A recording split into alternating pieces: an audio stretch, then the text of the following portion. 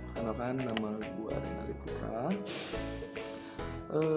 Kali ini gue bakal jelaskan tentang beberapa hal, contohnya seperti graphic pads, pengertian monitor beserta jenis-jenisnya seperti monitor CRT, monitor LCD, monitor LED, monitor plasma, dan monitor OLED.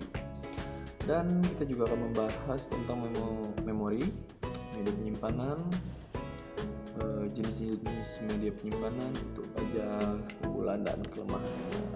Jadi tetap sampai habis video, oke? Oke nih guys, yang pertama itu apa itu graphic pads dan bagaimana cara kerjanya. Sebelumnya nih, buat yang belum tahu gimana itu graphic pad ini bentuknya. Nah, jadi graphic pad itu salah satu hardware input device yang berfungsi untuk menggambar objek pada monitor yang kurang lebih, ya itulah pengertian dasarnya. Graphic pads yang digunakan mempunyai dua jenis. Pertama, menggunakan jarum atau stylus yang dibubuhkan ke pad atau dengan memakai bantalan tegangan rendah, yang pada bantalan tersebut terdapat permukaan membran sensitif sentuhan atau yang biasa disebut touch sensitive membrane surface. Tegangan rendah yang dikirimkan kemudian diterjemahkan menjadi koordinat X dan Y. Yang kedua, menggunakan bantalan sensitif sentuh atau touch sensitive pad tanpa menggunakan jarum, sebuah graphic pads dari tablet digital, dan sebuah kursor ataupun sebuah pena digital. Oke, cara kerjanya adalah dengan meletakkan kertas gambar yang sudah kalian gambar pada bantalan graphic pads. Kemudian ditulisi dengan pensil, ya kalau orang Jambi sih ngomongnya jiplak. Ya kurang lebih gitu. Oke, next. Apa itu monitor? Ya, sebagian besar orang sih pasti udah tahu lah ya apa itu monitor dan gimana bentuknya. Nih, bagi yang belum tahu contohnya. Jadi monitor itu adalah perangkat keras komputer yang berfungsi untuk menampilkan hasil proses dari komputer dalam bentuk teks, gambar, ataupun video secara visual. Jadi percuma aja kalau kalian punya CPU tapi nggak ada monitor, nggak bisa lihat apa-apa juga. Fungsi utama monitor ya itu tadi, berfungsi untuk berperan untuk menampilkan semua data hasil proses baik itu teks, gambar, ataupun video. Nah, monitor juga ada jenis-jenisnya, ya seperti yang pertama, monitor CRT. Monitor ini sering juga disebut monitor tabung. Bukan tanpa alasan monitor ini disebut begitu, karena pada monitor ini terdapat sebuah media tabung sinar kotada. Monitor ini bekerja dengan cara memancarkan sinar elektron ke sebuah titik-titik kecil di layar. Nah, ya kalau orang-orang lama kalau bentuknya gimana nih? Contoh bentuknya yang memang kayak tabung sih. Oke, yang kedua itu ada monitor LCD atau Liquid Crystal Display. Nah, monitor ini sudah tidak menggunakan tabung hampa lagi untuk menampilkan gambar, tapi sudah menggunakan media cairan kristal.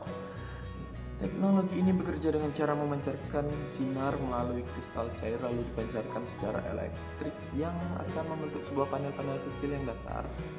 Oh ya, monitor ini juga memiliki resolusi yang lebih tinggi dibandingkan monitor CRT yang gede tadi, namun ukurannya lebih ramping daripada monitor CRT. Yang ketiga ada monitor LED. Monitor LED memiliki bentuk yang lebih slim alias lebih ramping daripada yang LCD tadi. Monitor jenis ini juga memiliki kelebihan dalam hal konsumsi daya listrik yang lebih sedikit dibandingkan monitor LCD, tapi harganya sedikit lebih mahal. Yang keempat, ada monitor plasma. Pada monitor ini terdapat gas neon yang dialiri listrik yang akan menciptakan pixel. Gas neon ini berada di antara dua plat kaca. Monitor ini memiliki kualitas gambar yang lebih baik karena proses pembuatan gambar dilakukan secara langsung tanpa diuraikan terlebih dahulu. Jadi kualitas gambarnya bagus. Oke, yang kelima dan yang terakhir, monitor OLED. Monitor OLED atau Organic Light Emitting Diode adalah monitor yang bekerja dengan adanya diode cahaya yang terbuat dari lapisan organik. Teknologi ini terbilang cukup modern dan sangat canggih. Monitor dengan teknologi OLED biasanya terkenal sangat-sangat bagus. Oke, lanjut. Apa itu memori dan media penyimpanan? Memori adalah sistem perangkat yang menyimpan data atau program pada komputer digital yang penyimpanannya bisa bersifat sementara atau permanen tergantung frekuensi penyimpanan data. Oke, apa itu media penyimpanan? Bahan fisik yang di dalamnya tersimpan data, perintah, dan informasi yang dipindahkan dari dalam komputer. Media penyimpanan memiliki istilah storage medium atau secondary storage. Nah, di sini ada yang namanya jenis media penyimpanan magnetik. Penyimpanan magnetik merupakan media penyimpanan yang termasuk ke dalam penyimpanan sekunder atau secondary storage yang paling banyak dipakai pada sistem komputer modern atau yang sekarang ya. Cara kerjanya, pada saat digunakan motor drive berputar dengan kecepatan yang sangat tinggi, ada sebuah red head yang ditempatkan di atas permukaan piringan tersebut. Kekurangan dan kelebihannya penyimpanan media ini lebih besar daripada penyimpanan media lainnya, bahkan sudah mencapai petabyte, dan kecepatan akses datanya bisa tinggi banget. Kekurangannya, harganya mahal. Nah, yang terakhir, apa itu penyimpanan optik, bagaimana cara kerjanya, dan apa aja jenisnya?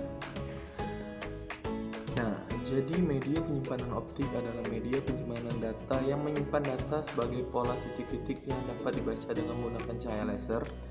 Cara kerjanya ya, data yang disimpan dalam media penyimpanan optik dibaca dengan memantulkan sinar laser terhadap permukaan media penyimpanan data.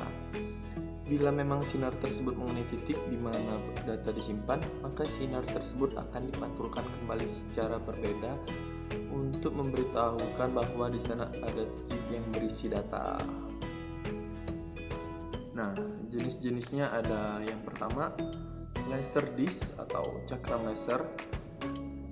Cakram laser adalah sebuah piringan optikal berdiameter 11,81 inci atau sekitar 30 cm dan dapat digunakan pada kedua sisinya untuk menyimpan video atau film yang dapat diputar kembali dengan laser dan merupakan media penyimpanan data pada cakram optik komersial pertama. Ini contoh gambar. Kedua adalah CD atau compact disc, terbagi menjadi 3, yaitu CD-ROM adalah salah satu versi CD yang bersifat read only dan mempunyai kapasitas rekamnya antara 650 MB sampai 700 MB kecil dan cuma bisa membaca. Yang kedua ada CDR, adalah standar untuk format CD yang recordable atau CD yang nantinya hanya dapat digunakan sekali pakai saja untuk merekam data, audio atau video bersifat permanen, jadi data tidak dapat dihapus. Yang ketiga ada CD-RW, adalah standar untuk format CD yang rewritable atau artinya dapat digunakan secara berulang-ulang. CD-RW cocok bila digunakan untuk sebagai backup data, misalnya menghapus file atau data yang lama dan menggantikannya dengan file yang baru. Yang ketiga ada DVD.